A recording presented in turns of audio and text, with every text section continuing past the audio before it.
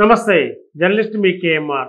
ఆంధ్రప్రదేశ్లో రాజకీయ పార్టీలు కక్ష సాధింపులు కూటమి ప్రభుత్వం అధికారంలోకి వచ్చిన దగ్గర నుండి వైఎస్ఆర్సీపీ పైన రాజకీయ వేధింపులు జరుగుతున్నాయనేది ఆ పార్టీ ఆరోపిస్తుంది.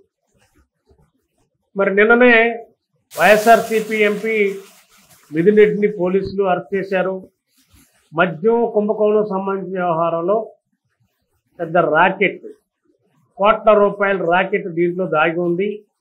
ఈ కోట్ల రూపాయల రాకెట్లో మిథున్ రెడ్డి కీలక పాత్ర పోషించారు.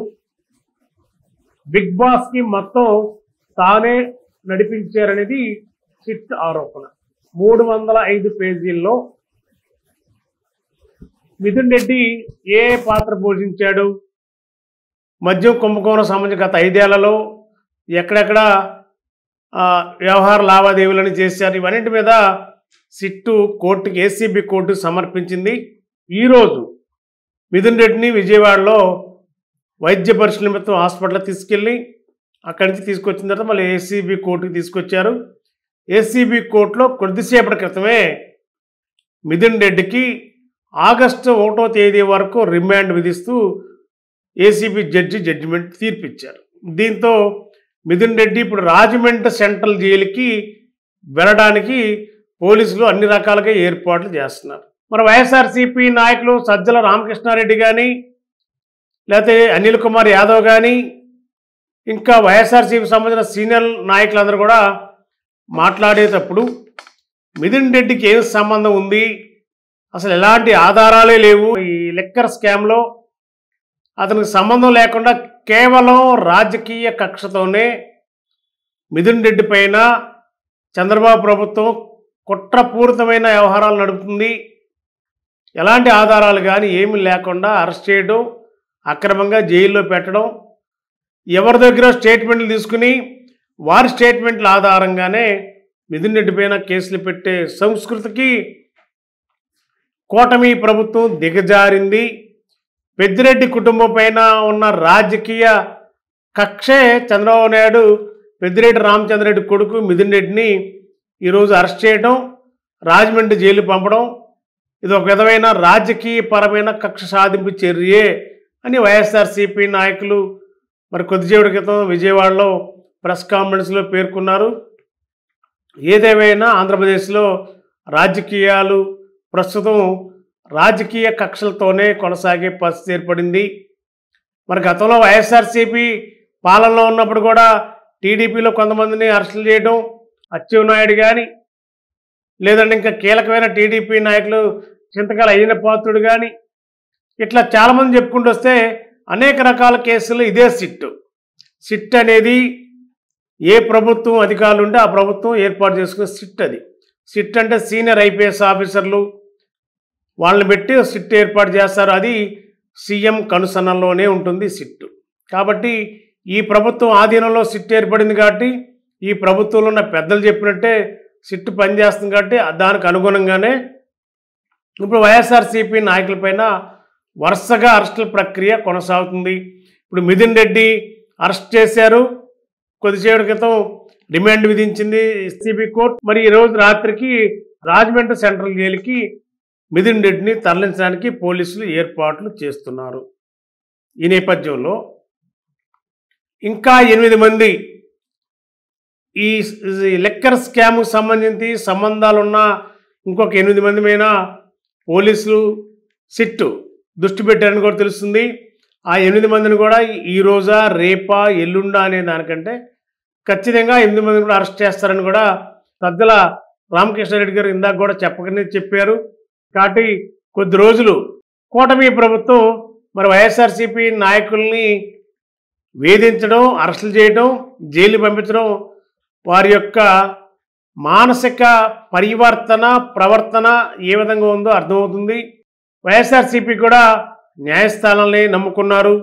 ఖచ్చితంగా మరి కూటమి ప్రభుత్వం చేసిన ఈ యొక్క రాజకీయ అరెస్టుల్ని మేము కూడా న్యాయస్థానాల ముందే తేల్చుకుంటాం, న్యాయమే గెలుస్తుంది అనేది వైఎస్ఆర్సీపీ నాయకులు చెప్తున్నారు.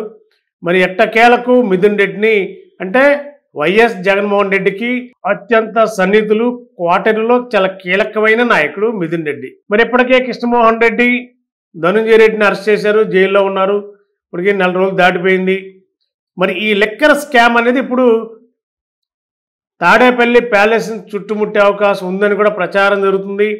మరి మిథున్ రెడ్డి అరెస్ట్తో మరి వైసీపీ బిగ్ బాస్ని కూడా సిట్ టచ్ చేస్తుందా లేదా అనేది సందిగ్ధంలో ఉంది. రాజకీయ కోణం చూస్తే బిగ్ బాస్ని అరెస్ట్ చేస్తే ఆ పార్టీకి మైలేజీ వస్తుందా రాదా అనేది కూడా ఆ దిశగా అంతర్గతంగా కూడా ప్రభుత్వం ఉన్న పెద్దలు ఆలోచిస్తున్నట్టు తెలుస్తుంది. మరి ఈ నేపథ్యంలో ప్రస్తుతానికి బిగ్ బాస్కు చుట్టూ ఉన్న కోటరీ నాయకులు, కీలక నాయకులు ఎవరో వాళ్ళని వరుసగా అరెస్ట్ చేసే ప్రక్రియలో సిట్ నిమగ్నమై ఉంది.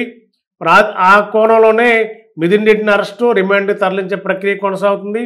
ఇంకా కీలకమైన నాయకులు ఇంకెంతమంది ఉన్నారు, ఆ 8 మందిలో ఎప్పుడు అరెస్ట్ చేస్తారు, ఎక్కడ అరెస్ట్ చేస్తారు, వీళ్ళందరిపైన కోర్టుకి ఎలాంటి రిపోర్టు, రిమాండ్ రిపోర్ట్ ఇస్తారు, ఆ రిమాండ్ రిపోర్ట్లో మరి ఏ విధమైన ఆధారాలు చూపిస్తారనేది తేలవలసి ఉంది.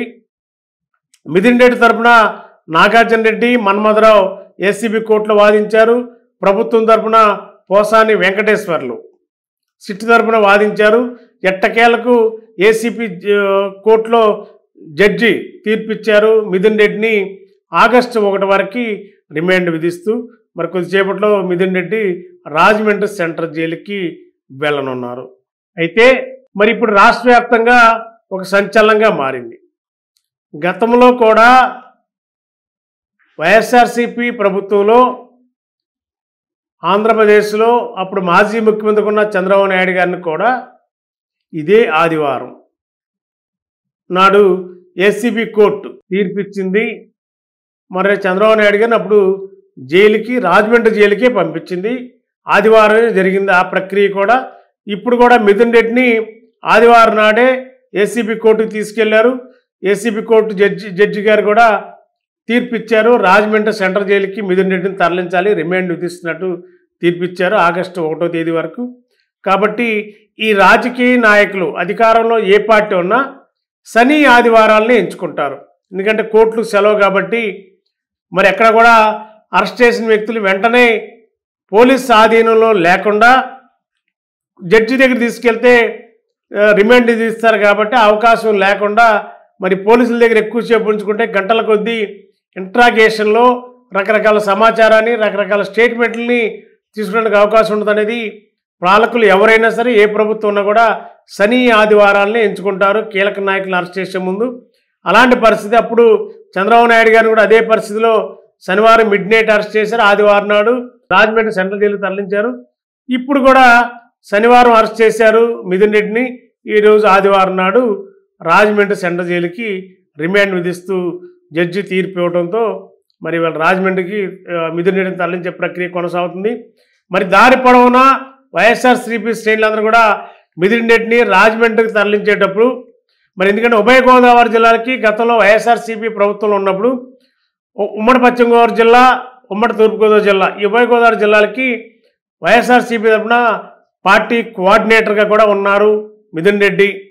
మరి అదే ఈ 2 జిల్లాలకి కోఆర్డినేటర్గా ఉన్న మిథున్ రెడ్డిని మరి రాజమండ్రి కేంద్రంగా ఉన్న సెంట్రల్ జైలుకి రిమాండ్ విధించడంతో మరి ఈ ప్రాంతంలో ఉన్న వైఎస్ఆర్సీపీ శ్రేణులందరూ కూడా మిథున్ రెడ్డిని దారి పొడవునా ఎక్కడైతే అక్కడ ఆగేలా, లేకపోతే వాళ్ళంతా కూడా కలిసి మిథున్ రెడ్డిని అక్కడ కలిసే ప్రయత్నం దారి పొడవునా రాజమండ్రి వరకు చేయడానికి కూడా వైఎస్ఆర్సీపీ సన్నాహాలు చేస్తుంది. మరి ఆ విధంగా మరి వైఎస్ఆర్సీపీ శ్రేణుల్ని పోలీసులు కలవనిస్తారా, కనీసం దారి పొడవునా నిరసన తెలిపే అవకాశం కూడా వైఎస్ఆర్సీపీ క్యాడర్ చేసే అవకాశం ఉందన్నారు. మరి ఆ విధంగా జరుగుతుందా లేదా, ఏం జరుగుతుందో చూడాలి. మరి thank you. Ashram cancer care, Ashram hospitals, Eluru. సంయుక్త పశ్చిమ గోదావరి జిల్లాలోని అత్యుత్తమ క్యాన్సర్ వైద్యం మన ఆశ్రమ్ క్యాన్సర్ కేర్ లో. సెంట్రల్ ఆంధ్రాలో తొలిసారిగా 6 డాఫ్ టెక్నాలజీ ద్వారా రేడియోథెరపీ ట్రీట్మెంట్స్ అందిస్తున్న మన Ashram cancer care breast cancer, గర్భాశయ ముఖద్వార క్యాన్సర్, జీర్ణాశయ క్యాన్సర్, బ్రెయిన్ క్యాన్సర్, నోటి క్యాన్సర్, గొంతు క్యాన్సర్, ఊపిరితిత్తుల క్యాన్సర్, బోన్ క్యాన్సర్, అండాశయ క్యాన్సర్, మూత్రకోశ క్యాన్సర్, ప్రొస్టేట్ క్యాన్సర్, చర్మ క్యాన్సర్, ఇలా క్యాన్సర్ వ్యాధి ఏదైనా చికిత్స ఆశ్రమ్ క్యాన్సర్ కేర్ లోనే. Brachytherapy, chemotherapy, radiotherapy, surgical oncology సేవలు 24 గంటలు అందుబాటులో. డాక్టర్ ఎన్టీఆర్ వైద్య సేవ, ఎంప్లాయీస్ హెల్త్ స్కీమ్, ప్రముఖ ఇన్సూరెన్స్ కంపెనీల గుర్తింపు పొందిన హాస్పిటల్ మన Ashram cancer care hospital. Ashram cancer care, NH5, Malkapuram, Eluru, Andhra Pradesh. Phone numbers 08812 288 299, 94910 44836.